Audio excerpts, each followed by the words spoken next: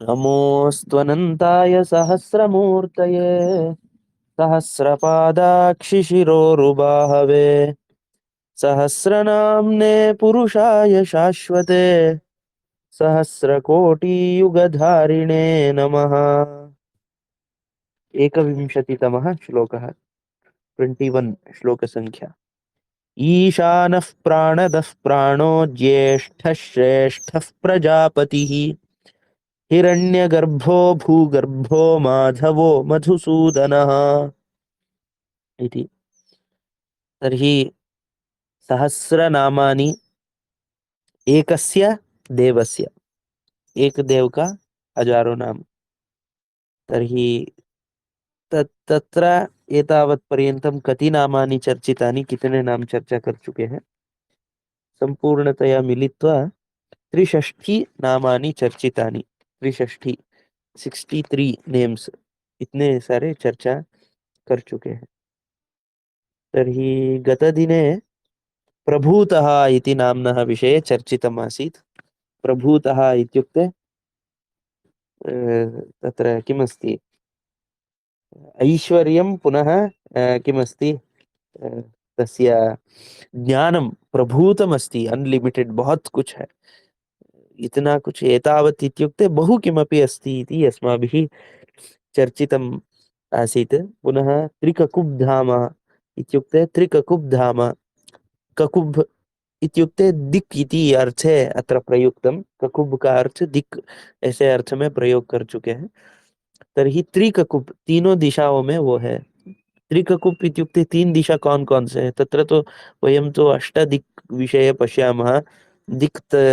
चत्वारि दिशां विषये जानीमः इति। अत्र उपरि मध्य ऊर्ध्व मध्य अधोभागम् इत्येवं त्रिककुब् इति अत्र उक्तमस्ति। मध्यभागः इत्युक्ते वयं यत्र स्मः तत्र मध्यभागः। ऊर्ध्वभागः इत्युक्ते यत्र परमात्मा तत्र ज्ञानं यदस्ति तत्तु ऊर्ध्वभागः। ज्ञान जहाँ पर है वो ऊर्ध्वभाग है। मध्यभागः इत्युक्ते यत्र रजोगुण प्रवृत्तिः यत्र भवति तत्तु मध्यभागः, जहाँ पर सृष्टि है। तमोभागः इत्युक्ते यत्र अज्ञानमस्ति तत्तु तमोभागः इति। त्रयाणामपि आश्रयः, तीनों का आश्रय जो है वो त्रिककुब् धाम इत्येवं तत्र गतदिने चर्चितमासीत्। तत्र ऊर्ध्व मध्य अधः इति कथं निर्णयः भवति इत्युक्ते, अहम् अधुना पृथिव्याः उपरि तिष्ठामि, मम उपरि आकाशः अस्ति, मध्ये अस्माकं नगरम् अस्ति, अधः किमपि भूम्याः अन्तस्थानमस्ति इति अस्माकं चिन्तनं भवति।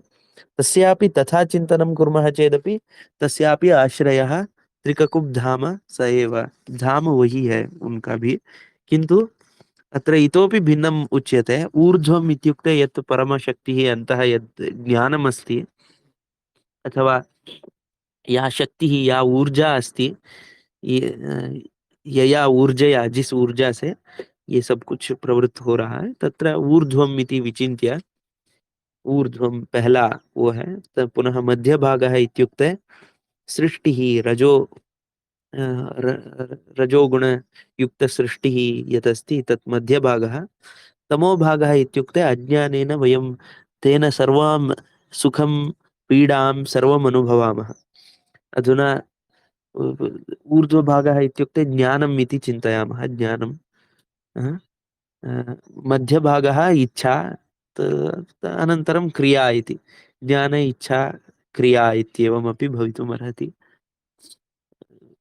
पुनः एवमस्ति खलु, वयम् अस्माकं दुःखं केन भवति? दुःखं तु एतत् पदार्थैः वयं कल्पयामः खलु। अधुना अस्माकं परितः यदस्ति तत्सर्वं मध्यभागः इति चिन्तयामः। हमारे आसपास जो है वो सारे वस्तु, सर्वं विधम वस्तु, सर्वविधम सृष्टि यद दृश्यते, जो दिख रहा है, वो मध्य भाग में है। पुनः तेन सृष्टिना यत् सुख दुःखानुभवं वयं कुर्मः, कोई किमपि एकं वस्तुं दृष्ट्वा, कोई एक वस्तु को देखकर, सुवर्णं दृष्ट्वा कश्चन क्रोधं प्राप्नोति, कोई क्रुद्ध हो जाता है। अन्यः कश्चन तमेव सुवर्णं दृष्ट्वा मोहं प्राप्नोति तमेव सुवर्णं दृष्ट्वा अ, हसति कश्चन तमेव सुवर्णं दृष्ट्वा रोदिति अथवा तमेव पदार्थं दृष्ट्वा सर्वेपि सर्वविधभावनां कर्तुं शक्नुवन्ति। कश्चन लाभस्य इच्छां करोति, कश्चन तद्विषये क्रोधं करोति अथवा एवमेव कस्यचन मनसि पीडा भवति।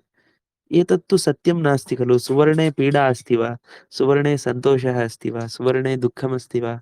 कोपः अस्ति वा इति चेत् एतत्तु अज्ञानवशात् एवं तद्विषये तत्र मम प्रियम् अप्रियम् इत्येवं भावः यदस्ति तत् तमोगुणयुक्तः अज्ञानमेव तत्र भवति, किमपि वास्तवं नास्ति तत्र इति।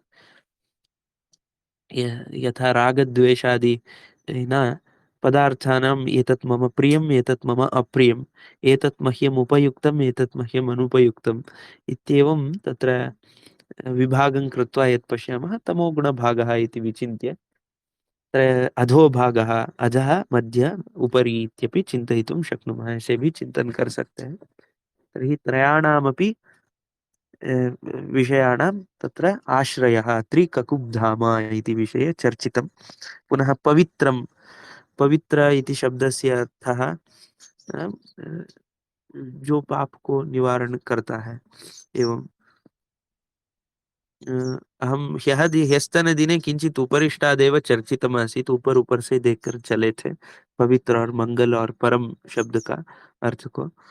तर्हि पूः, पू इत्युक्ते पावयति, पावनं करोति इति, पवित्रम् इति। तत्र वाचस्पत्यम् इति एकं कोशः अस्ति, तत्र एकवारं पश्यामि पुनः। पवित्रशब्दार्थः पूयते आज्यमनेन इति पवित्रम्। जो पावन करता है वो पवित्र है।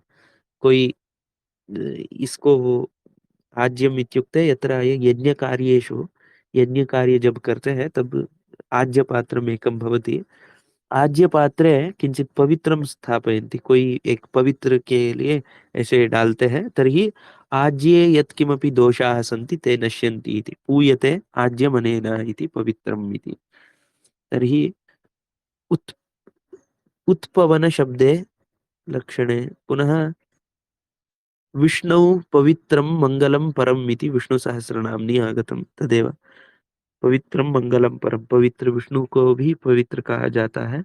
वर्षणे ताम्रे पयसि अ, वर्षणे तत्र वृष्टिः अपि पवित्रम् इति उच्यते। यथा सर्वान् शुद्धं करोति इति। वृष्टिना सर्वेपि स्थूलपदार्थाः स्थाणवः, जो भी स्थाणु पदार्थ है, स्थिर पदार्थ जो है, सर्वेपि शुद्धाः भवन्ति इति। वृष्टिः अपि पवित्र इति उच्यते। विश्वः अपि अस्ति अत्र पवित्रम् इति। घृते अपि पवित्रम् इति शब्दस्य प्रयोगः अस्ति। पवित्र शब्द का प्रयोग घी में भी किया जाता है। यथा अन्नं परिशुद्धिं करोति, अन्न का परिशोध करता है। अन्ने विद्यमान दोषान् निवारयति इति घृतस्य विषये वदन्ति। पुनः आयुष्यं ददाति इति घृतं वदन्ति, तर्हि तदपि पवित्रम् इति उच्यते। मधुनि पुनः तिलवृक्षे, तिलवृक्ष को भी पुत्र जीव वृक्षे व्रत शौचादिना शुद्धे, व्रत शौचादिना शुद्धे, व्रत शौचादियों से जो शुद्ध है उसको भी पवित्र कहा जाता है।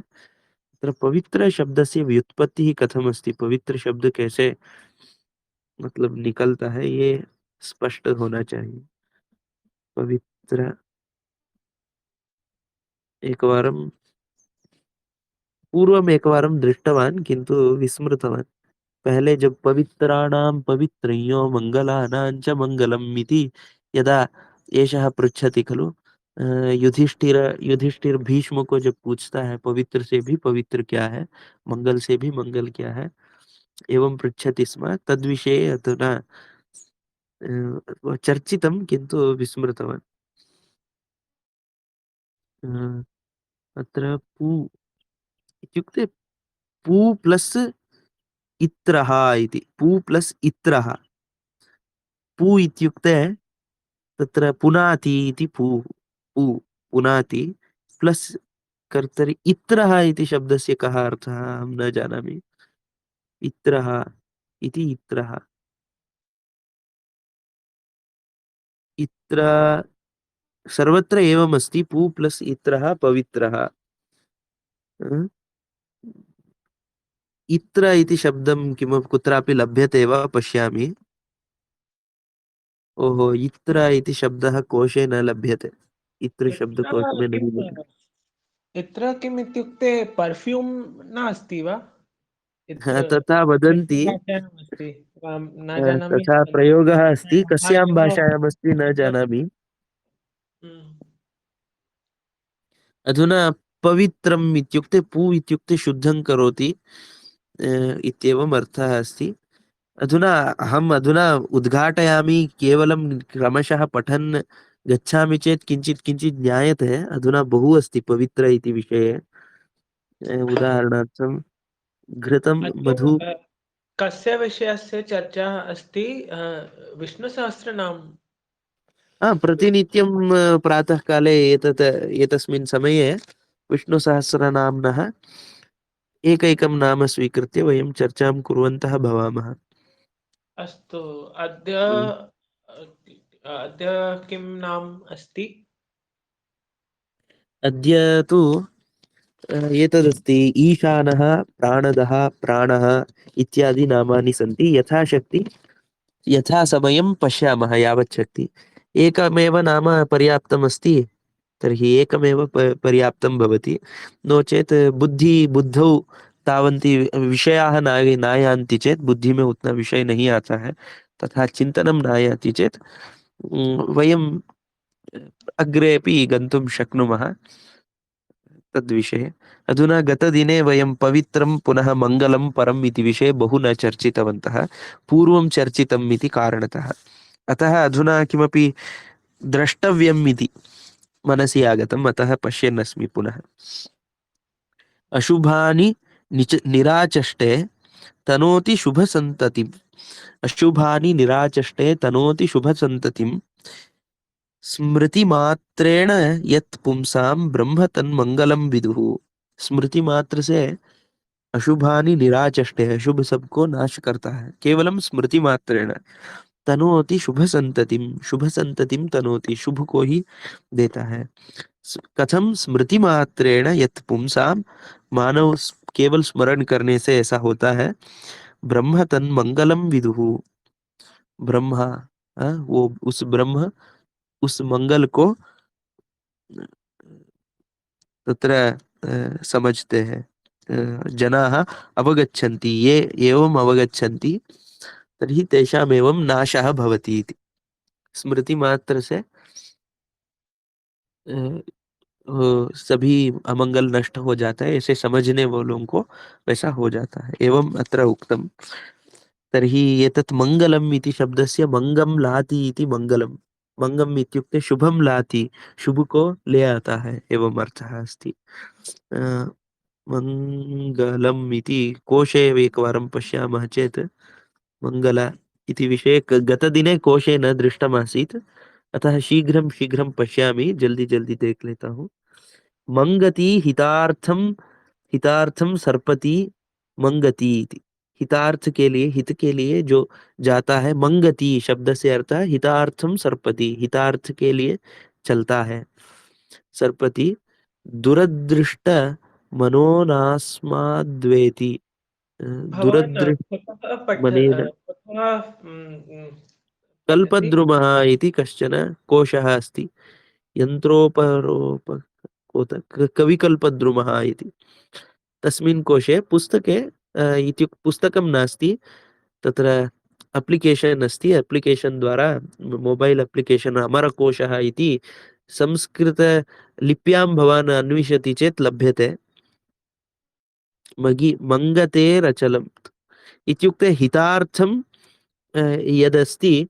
पुनः यथा मङ्गलशब्दस्य अर्थः द्वयमपि भवति, लौकिकं सुखमपि ददाति, पारमार्थिकं सुखमपि ददाति, तादृशं वस्तु इति। वैसे वस्तु को मंगल कहा जाता है। यथा उदाहरणार्थम हल्दी, हल्दी लौकिक रूप से भी वो लाभदायक है। यथा अस्माकम् आरोग्यार्थं तस्य सहकारः बहु भवति, तथैव पारमार्थिकरूपेण तस्य लाभः अस्ति इति मङ्गलपदार्थः इति। तेनैव माङ्गल्यम् इति तत्र निर्माणं भवति, माङ्गल्यस्य प्रयोगः भवति। तर्हि हल्दी इति यदस्ति, हरिद्रा, पुनः एवं कुङ्कुमम् अथवा सुवर्णम् अपि मङ्गलपदार्थः इति उच्यते। तस्य स्पर्शेण, तस्य दर्शनेन अस्माकं मनसि कश्चन प्रभावः भवति। लौकिक पारलौकिक आनन्दः द्वयमपि भवितुम् अर्हति। किंतु रागद्वेषम यत्र कुत्रापि वयम कुर्मः, जहां पर भी हम राग द्वेष करके मंगल चीज को भी अमंगल जैसा हम उपयोग कर सकते हैं।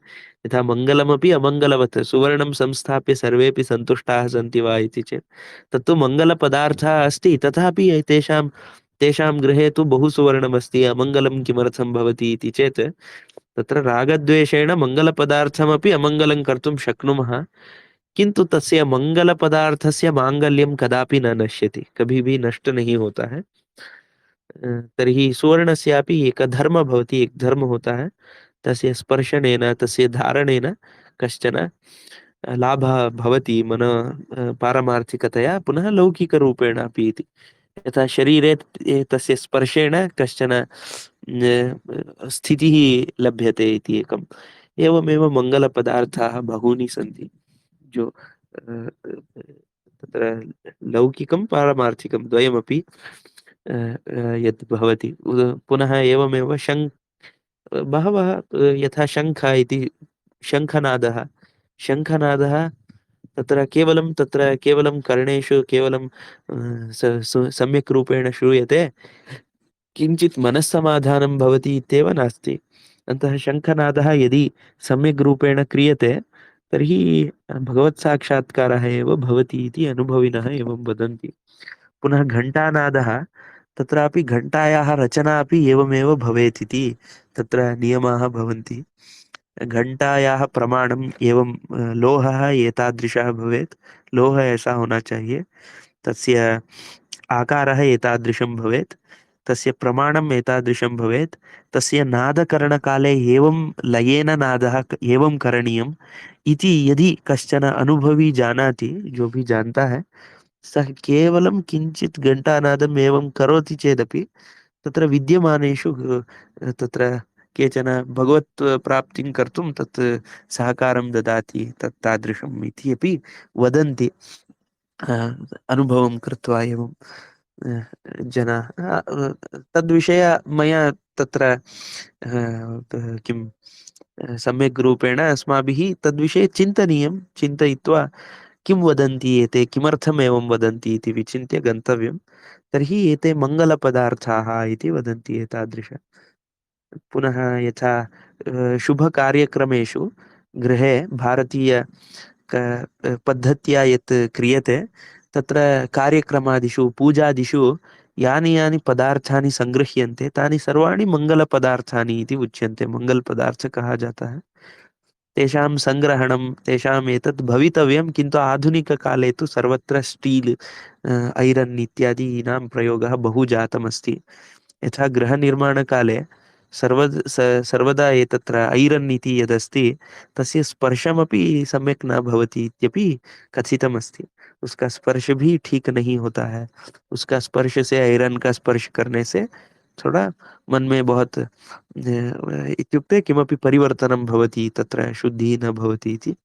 किन्तु सर्वत्र ऐरन् प्रोडक्शन् अथवा सुलभतया लभ्यते इत्येवं मत्वा, अथवा ऐरन् द्वारा वयम् उन्नत भवनानि निर्मातुं शक्नुमः, अस्माकं सौकर्यम् अधिकं भवति इति विचिन्त्य वयं उन्नत भवनानि, बहुविधसौकर्याणि वयं कुर्मः।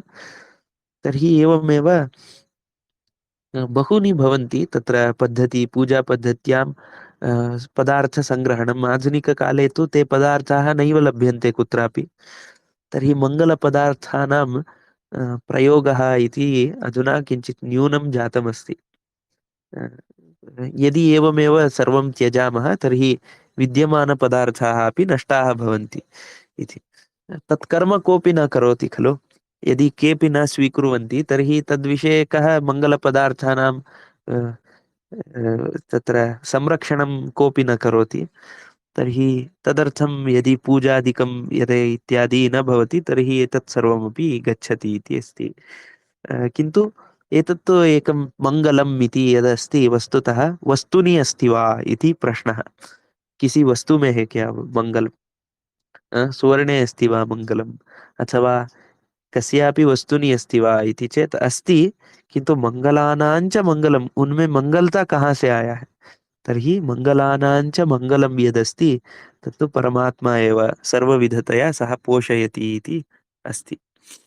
अस्तु, मङ्गलम् इति शब्दस्य विषये एवं पुनः परम इति शब्दस्य मंगलम परम, परम मंगलम, परम मंगल जो है वो अ, यही है तत्र जो परम मंगल पदार्थ जो है सर्वविधतया यत संतुष्टिम आनंदम स्वस्थितिम ददाति, खुद के जो स्थिति है वास्तविक स्थिति है उस स्थिति को ले जाता है, उसमें भी सर्वश्रेष्ठ सर्वश्रेष्ठम यदस्ति तस्य कृते परमात्मा इति उच्यमानमस्ति। मंगलम परम इति अपि एकं नाम, एक नाम है। अधुना ईशानः इति नाम्नः उपरि एकविंशतितमे श्लोके 21st श्लोक तत्र ईशानः इति विषये पश्यामः। अ, ईशानः प्राणदः प्राणो ज्येष्ठः श्रेष्ठः प्रजापतिः।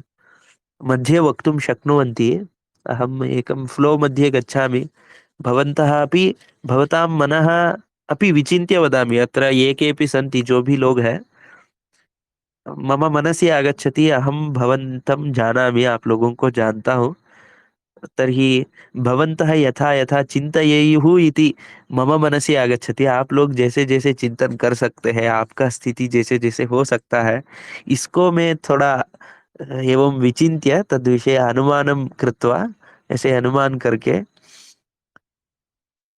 अहं वदामि। अनुमानं कृत्वा अहं वदामि, एतत् भवतां कृते श्रोतुं योग्यमस्ति इति चिन्तयामि, सुनने के लिए योग्य हो सकता है ऐसा चिंतन करता हूँ। किंतु मम अनुमानम किंचित गलत भी हो सकता है, कभी कभी गलत भी हो सकता है। दुष्टमपि अनुमानं भवितुमर्हति। अतः यदि भवन्तः मध्ये वक्तुम् इच्छन्ति अवश्यं वदन्तु, अवश्य बोलिए। आपको भी कुछ पता है तो अवश्य बोलिए, हम सुनना चाहेंगे। अस्तु। ईशानः प्राणदः इति ईशानशब्दस्य विषये भाष्ये किमस्ति इति पश्यामः। सर्वभूत भूत नियंत्रत्वात् ईशानः, सर्वभूत नियंत्रत्वात् ईशानः, सारे भूतों को नियंत्रण करने के कारण इसको ईशान कहा गया है। इत्येतावदेव अस्ति, इतना ही है भाष्य में। तर्हि कोश में भी देखते हैं।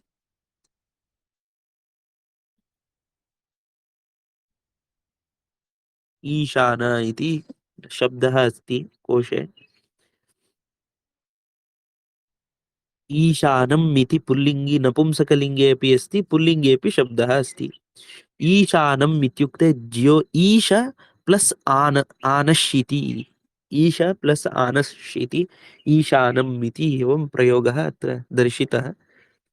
ज्योतिः इति मेदिनी कोशः वदति, कोई एक मेदिनी कोश, मेदिनी में ज्योति ऐसा कहा गया है, कोई एक प्रकाश को ईशानः इत्येवम् अस्ति। ईश प्लस आनश् इति ईशानः। तद्विशिष्टे त्रि, यथा ऋग्वेदे मुषाय सूर्य कवे चक्रमोशानो ओजसा इत्येवं किमपि अस्ति। अस्तु, ईशानः इति पुल्लिङ्गस्य शब्दः। ईष्टे, ईष्टे इत्युक्ते ईशनं करोति, ईशनम् इत्युक्ते उसमें कंट्रोलिंग इत्यर्थे अस्ति, कंट्रोलर इति। यथा प्रेषयामि, प्र प्लस ईश, प्रेषणम् इति, भेजना। अ, तथैव ईश, ईष्टे, ईश प्लस तच्छिल्यावयो वचन शक्तिषु चानश् इत्येवं चानश् च अनश् इति एवम् अस्ति। आनश् महादेवः इति, महादेवः देवताओं को भी महान देवः इति, महान देव जो है वो ईशानः, विष्णुः, ईश्वरः इत्येवम् अस्ति। इत्यमरः अमरः कोशः वदति महादेवः देवताओं को भी देवता तस्मिन् मुहूर्ते परसुन्दरीणाम् ईशानसन्दर्शन लालसानां तस्मिन् मुहूर्ते परसुन्दरीणाम् ईशानसन्दर्शनलालसानाम् इति कुमारे तस्मिन् मुहूर्ते किमपि कुमारसम्भवः इति ग्रन्थे एवं तस्मिन् मुहूर्ते उस मुहूर्त में परसुन्दरीणाम् ईशानसन्दर्शनलालसानाम् इति अर्धश्लोकः अस्ति तत्रेषां तत्र इति भारते महाभारते किमस्ति तत्रेषां समभ्यर्च्य तत्र ईशानं समभ्यर्च्य उसमें ईशान को अर्चना करके त्रिरात्रोपोषितो नरः त्रिरात्रो पोषितो नरः एवं किमपि अस्ति एकादश रुद्रांतर्गत रुद्र विशेषः 11 रुद्र जो है उनमें अंतर्गत एक रुद्र है इति पुराणे पुराणे उच्यते यथा अश्वलायन लायम्न गृह्य सूत्रे आश्वलायन लायन गृह्य सूत्रे हराय मृडाय शर्वाय शिवाय भवाय महादेवाय उग्राय भीमाय पशुपतये रुद्राय शंकराय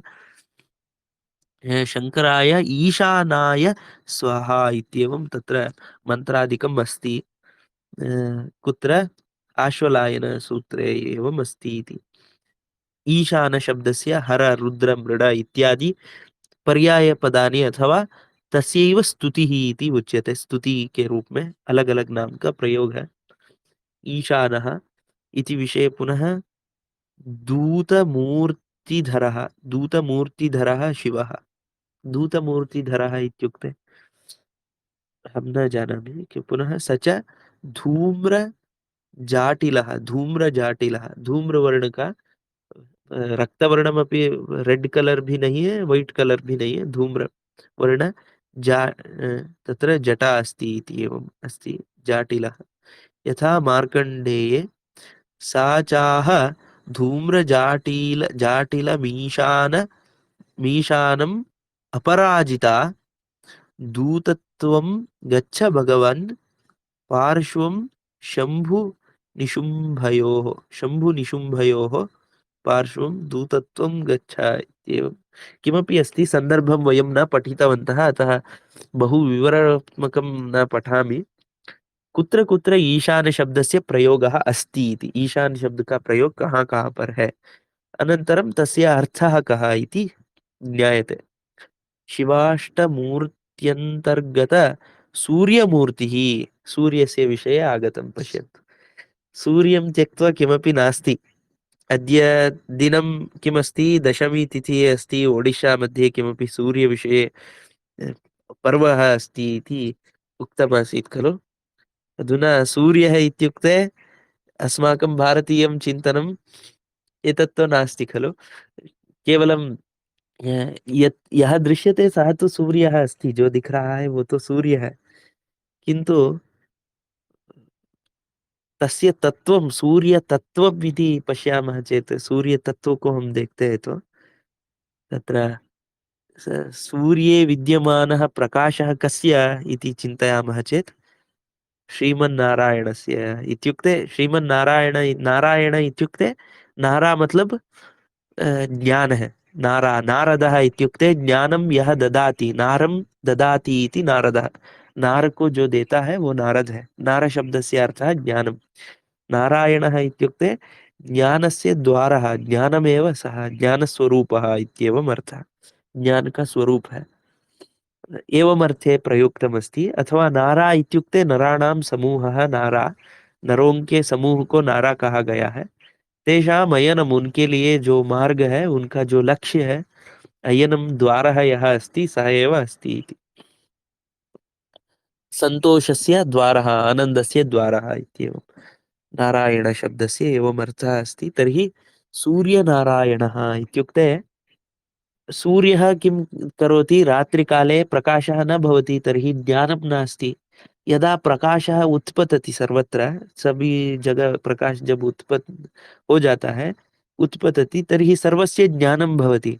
तथैव आत्मा इति, परमात्मा इति यः अस्ति, सर्वेषां हृदये स्थित्वा प्रकाशरूपः यः अस्ति, प्रकाशरूप जो है, सः सर्वविध पदार्थान् दर्शयति, सर्वविध पदार्थों को दिखाता है। सूर्यमपि सः प्रकाशः दर्शयति, सूर्य को भी देखने के लिए जो अंदर का प्रकाश चाहिए वो दिखाता है। यदि सूर्यः अस्ति, अन्तः किमपि शक्तिः एव, परमात्मशक्तिः एव न प्रकाशते चेत्, परमात्मशक्ति अंदर प्रकाशित ही नहीं होता है, तो तर्हि कथं सूर्यं द्रष्टुं शक्नुमः? सूर्य को हम कैसे देख सकते हैं?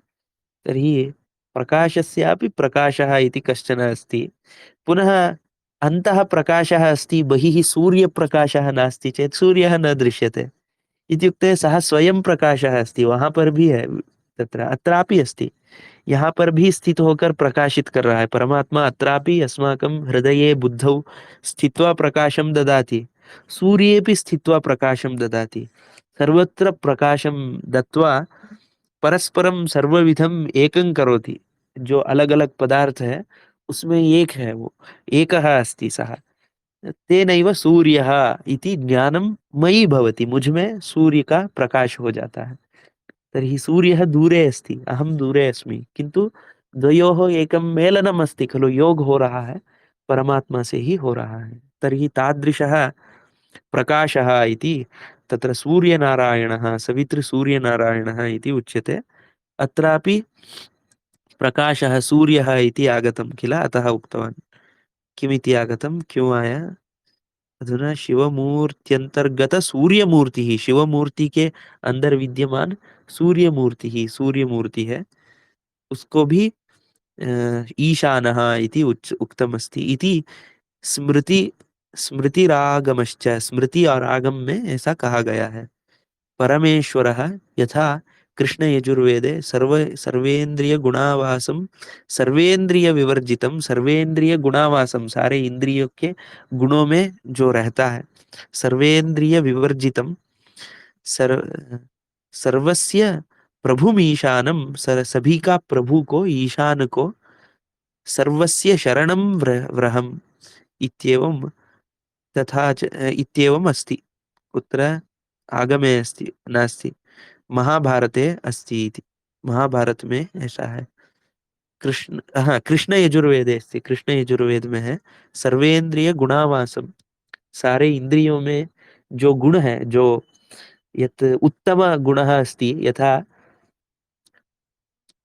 चक्षुरिन्द्रियं सर्वविधान् गुणदोषान् ग्रहीतुं शक्नोति, तस्य एकं शुद्ध स्वभावः अस्ति, तत्र सः अस्ति इति। सर्वेन्द्रिय गुणावासम, सारे इंद्रियों में जो है, सर्वेन्द्रिय विवर्जितम, सर्वेन्द्रिय विवर्जितम इत्युक्ते विवर्जितम इति सारे इंद्रियों से, अहम् एतस्य अर्थं किञ्चित् तस्य मनस्थितिः न आगच्छति। उस शब्द को प्रयोग करते वक्त जो मनस्थिति था, वो मनस्थिति इधर नहीं आ रहा है। सर्वेन्द्रिय विवर्जितम् इति शब्द प्रयोग काले, तर्हि तस्य अर्थम् अहम् अधुना न वदामि, अभी नहीं बोलता हूँ तो कुछ गलत अर्थ भी हो सकता है।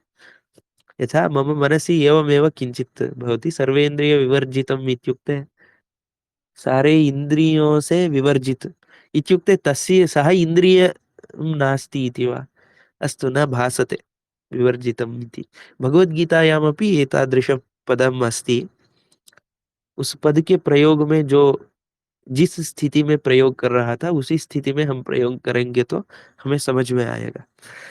तर्हि सर्वस्य प्रभुम ईशानम, सभी के प्रभु जो है उसको, ईशानम, ईशान को, सर्वस्य शरणम बृहत, सर्वस्य शरणम, सभी का जो शरण, शरणम बृहत, जो बृहत सबसे बड़ा है, उसको मैं नमन करता हूँ। ये एवं कृष्ण यजुर्वेदे अस्ति। महाभारते भी ईशान शब्द से प्रयोगः अस्ति। विष्णु सहस्रनाम तो महाभारत का ही ग्रंथ है, तो ईशान शब्दः तो अस्ति एव। आद्यं पुरुषमीशानं पुरू पुरूहूतं पुरुष्टुतम्। आद्यम पुरुष, आद्यम इत्युक्ते सबसे पहला जो है, आद्यम पवित्रम ओंकारम रुक्साम यजुरेव च इत्येवं भगवद्गीतायामपि आगच्छति।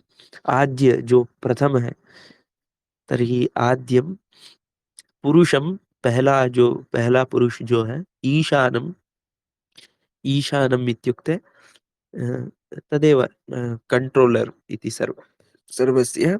पुरुहूतं पुरुष्टुतं ऋतमेकाक्षरं, ऋतमेकाक्षरं ब्रह्म युक्ताव्यक्तं सनातनम। ऋतमेकाक्षरम ब्रह्म युक्त व्यक्ताव्यक्तम, व्यक्त भी है वो, अव्यक्त भी है, वैसे सनातन है, सनातनम देवम नमामि इत्येवम् अस्ति।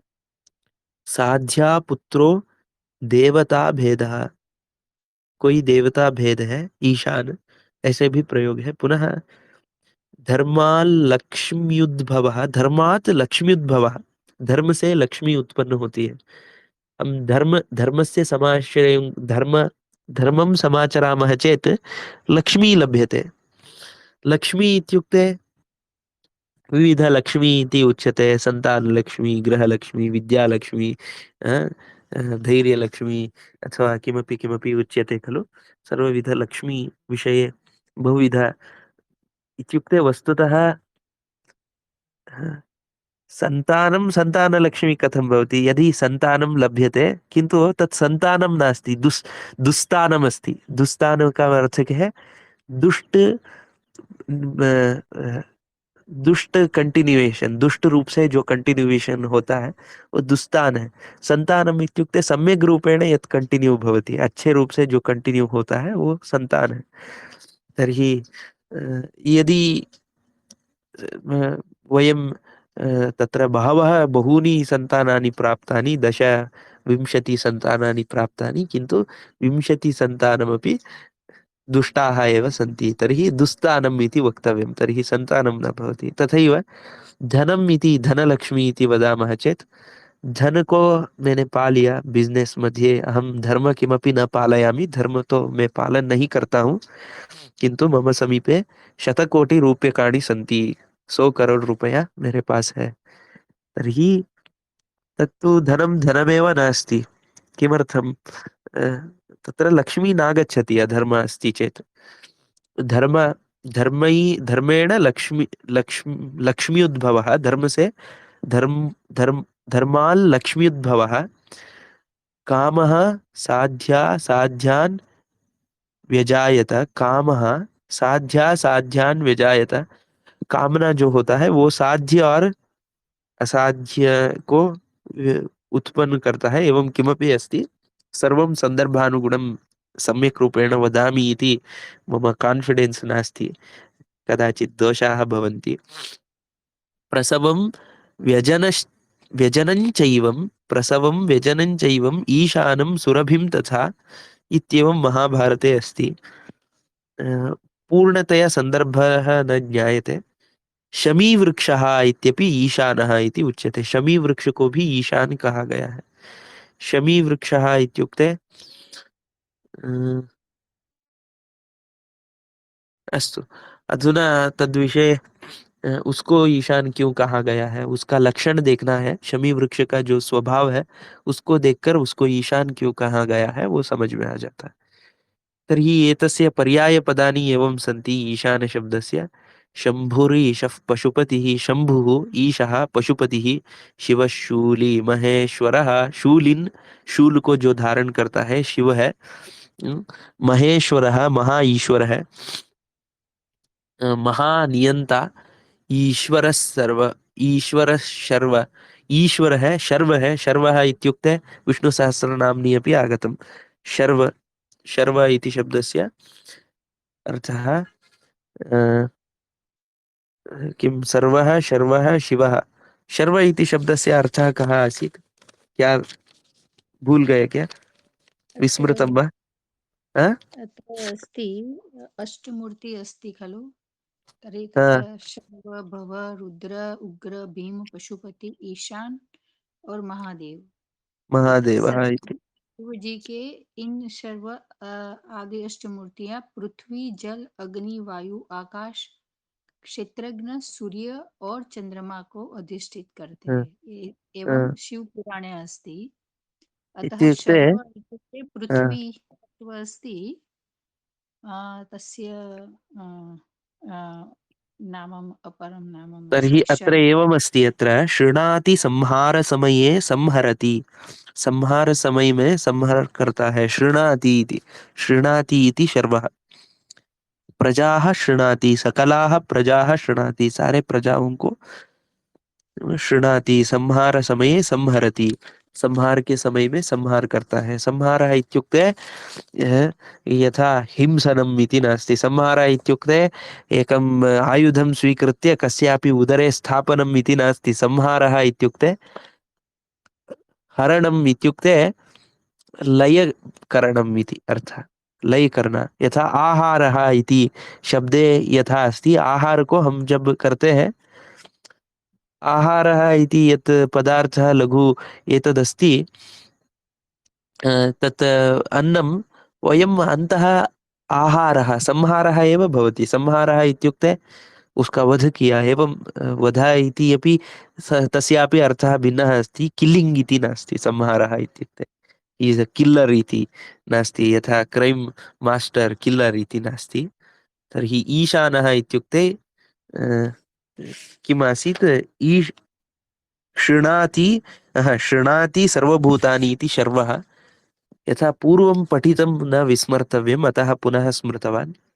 ईशानः, शंकरः, चंद्रशेखरः, चंद्र जिसके शिखर में है, तर्हि चंद्रशेखरः इत्युक्ते क्यों उसको चंद्र को शिखर में रखता है, एतस्य तत्वार्थं द्रष्टव्यं, तात्विक अर्थ जो है उसको देखना है। अ? मनसि तदेव कल्पना भवतु, तत्र चिन्ता नास्ति। तस्य चन्द्रशेखरः इति मनसि चन्द्रः शिरसि अस्ति वा इति चिन्तनं भवतु, तदेव किमर्थम् उच्यते इत्यपि तात्विकं चिन्तनमपि कर्तव्यम्। भूतेशः, खण्डपरशुः, जिसका परशु खंड है, पुनः गिरीश, गिरीश मृड मृग मृत्युंजय, कृत्तिवास, पिनाकम, प्रमथि प्रमथाधिप, उग्र, श्रीकंठ, शतिकंठ, एवं एवं बहूनि नामानि सन्ति। अ, वृषाकपिः इति अपि अस्ति अत्र। अ, अग्रे इत्युक्ते विष्णुसहस्रनाम्नि शिवस्य नामानि अपि सन्ति इति। इत्युक्ते भेदः नास्ति, तत्त्वस्य भेदः नास्ति, शक्तेः भेदः किञ्चित् भवति, परिवर्तनं भवति, शक्ति थोड़ा परिवर्तन होता है, किंतु तत्त्वं यदस्ति तत्तु एकमेव भवति इति। अविकारी एव रूपेण यदस्ति, जो अविकारी रूप से जो स्थित है, शक्ति का परिवर्तन हमें दिखाई देता है, किंतु सर्वेषु शक्तिषु अविकारी यत् विकार रहित जो है वो परमात्मा है, तत्तु परमात्मा अस्ति इति। अ, अ, तर्हि अप्रमेय तत्र किम् अस्ति, कः श्लोकः, हा, ईशानः इति विषये एतावत् कोशेषु दृष्टं, कोश में इतना सब कुछ देख लिया हमने। ईशानः इति, तर्हि ईश इति धातुः तत्र किम् आङ्ग्लभाषायां किम् अस्ति, ओनिंग, पोसेसिंग, वेल्दी इत्यपि अस्ति। One of the Rudras, the son of as form of Shiva, अथवा साध्य, Vishnu, name of Vishnu, name of man, किसी मनुष्य का भी, एवं लाइट इत्यपि अर्थः अस्ति। एवं बहुविधार्थे एतस्य प्रयोगः अस्ति। तर्हि अत्र अत्र ईशान शब्दे किमुच्यते, सर्वं ईश धातु तत्र सर्वं ईष्णात् कंट्रोल करता है, तादृशः प्रकाशः, सूर्यः इत्येवं स्वीकर्तुं शक्नुमः। ईशानः प्राणदः, प्राणं ददाति। ईशानः एक दिशा से नाम अष्टदिशा भवति। ओ तर्हि तत्र एक ईशान्य तर्हि ईशान्यम्, ईशान्यम् इति एकं दिक् अस्ति।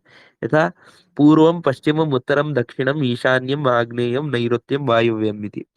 तत्र इन्द्राय, अग्ने, निरृति वरुण तत्र इन्द्रः पूर्वदिशि अग्निः तत्र दक्षिण पुनः पूर्व दिशोः मध्ये दक्षिण और पूर्व दिक् के क्रमशः यदि प्रदक्षिणं कुर्मः पूर्व की दिशा में खड़ा होकर प्रदक्षिण करते हैं तो प्रदक्षिणं कुर्मः चेत पूर्वस्मिन् इन्द्रः पूर्व से पार्श्वे प्रदक्षिण करते हैं तो पूर्व दिशा के एक और डिग्री ले जाते हैं तो 45 डिग्री घूमते हैं तो तत्र कः भवति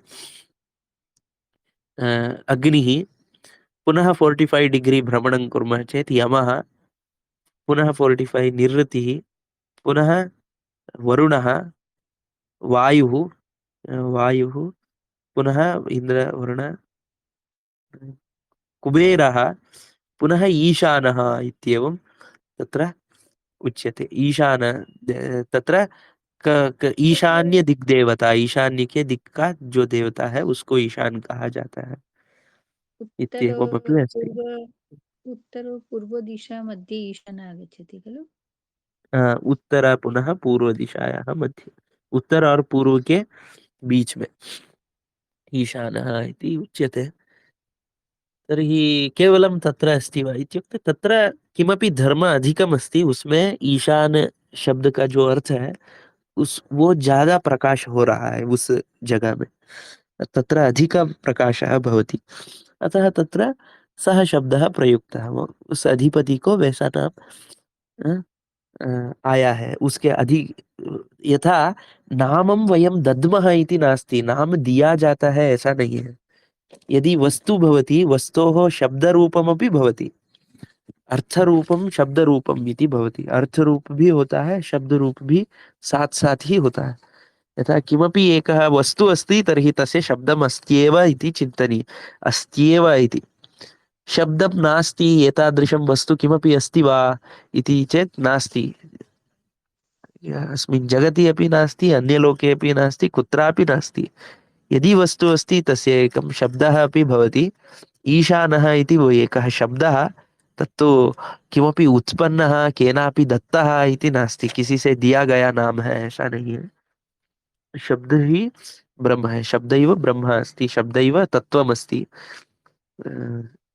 इति भारतीयं चिन्तनमस्ति अस्माभिः सम्यक् रूपेण एतद्विषये अध्ययनं पुनः अनुसन्धानं कर्तव्यं निरन्तरं योग्य गुरूणां सविधे गत्वा अथवा गुरोः ध्यानं कुर्वन्तः सर्वदा स्मरणे स्थापनीयं पुनः एतावत् अस्ति ईशान इति शब्दस्य विषये चर्चितं तर्हि किमपि पुनः प्रश्नः यदा प्रतिनित्यं वयं पश्यामः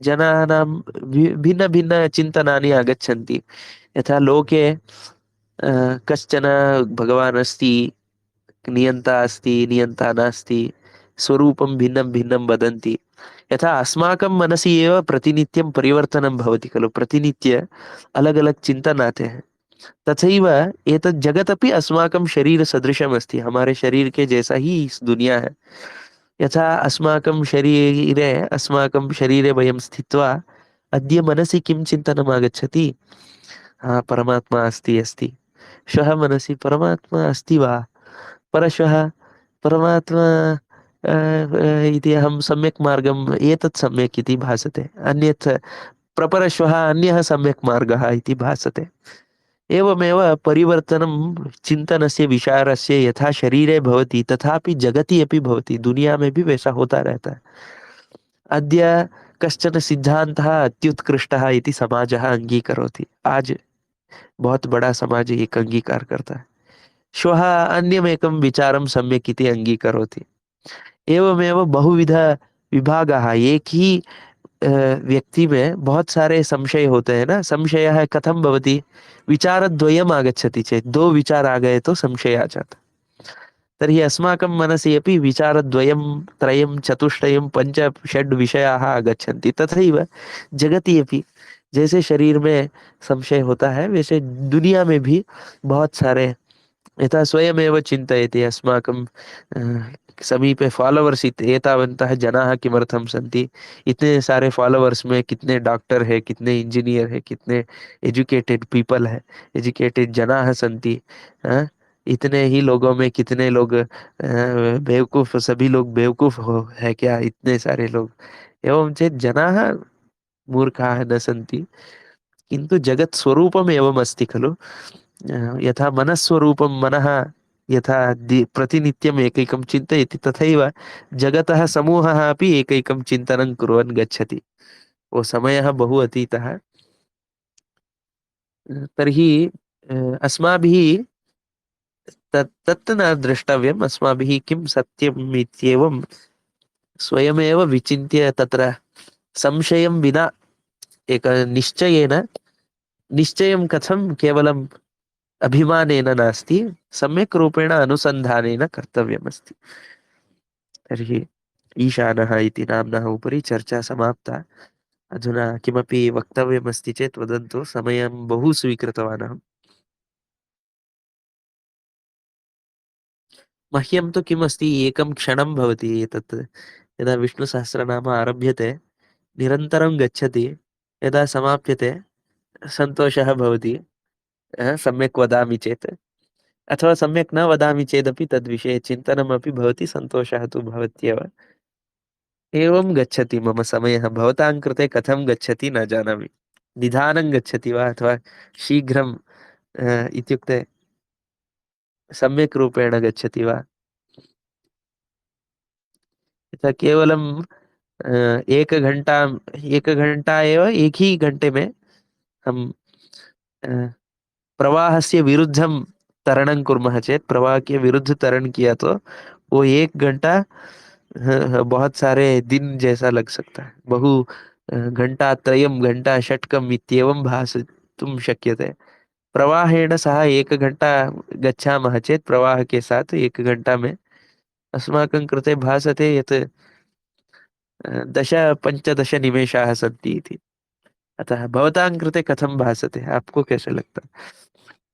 दिव्या भगिनी वदतु, वर्षा भगिनी वदतु। अ, शीघ्रं शीघ्रं गच्छति वा, मन्दं मन्दं गच्छति वा? आं बहु सम्यक् गच्छति, शीघ्रमेव गच्छति। 1 घण्टा, सार्धघण्टा भासते। दीर्घम् इति भासते वा? न न न। दिव्या भगिनी वदतु। दिव्या भगिनी, आं दिव्या भगिनी वदतु। यदि दीर्घ तादृश भासते चेत् किमर्थम् आगमिष्यामः? आगच्छन्ति, प्रीतिः भवति खलु, एतद् विद्या प्राप्तव्या इति तद्विषये प्रीतिः भवति। तथापि तत् प्रीतिः तु किञ्चित् भवतां कृते न्यूनं करोति। मम वचनेषु दोषाः सन्ति चेत् आपके मन में जो प्रीति है इसके बारे में वो थोड़ा साकार दे सकता है। तथापि किमपि भासते चेत् वक्तव्यम्। अस्तु। मम कृते तु सर्वं तु न्यूनं नूतनमेव किल। नूतनम् अस्ति चेदपि किञ्चित् सम्यक् मनसः, भवतां मनः अवगम्य अहं वदामि वा, अथवा अहं यद् वदामि तदेव अवगच्छन्ति वा, अथवा अहं यत् आनन्द एतद् विषये सत्यं सत्यम् इति मह्यं यथा भासते, मुझे जैसा अनुभव होता आपको भी वैसा ही होता है क्या, एवमेव भवति वा इति। आम्, बहुवारं इत्युक्ते अधिकं तु परस्परं किम् अङ्गीकरणमेव अस्ति, तर्हि सम्यक् एव भासते। अस्तु, तर्हि एवं चेत् भवतु। एवम् अधुना समापयामि, पुनर्मिलामः। ऋतिक् महोदयः अनन्तरं कदापि वार्ता करोमि, अधुना समयः जातः। श्रीकृष्णार्पणमस्तु। कायेन वाचा मनसेन्द्रियैर्वा बुद्ध्यात्मना वा प्रकृते स्वभावात् करोमि यद्यत् सकलं परस्मै नारायणायेति समर्पयामि। श्रीकृष्णार्पणमस्तु। धन्यवाद।